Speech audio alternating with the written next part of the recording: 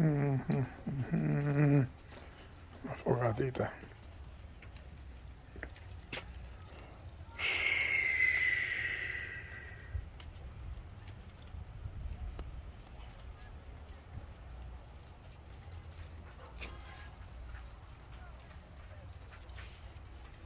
Son las 6:30.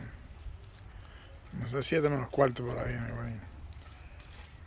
Una pequeña fogata que hice ahí para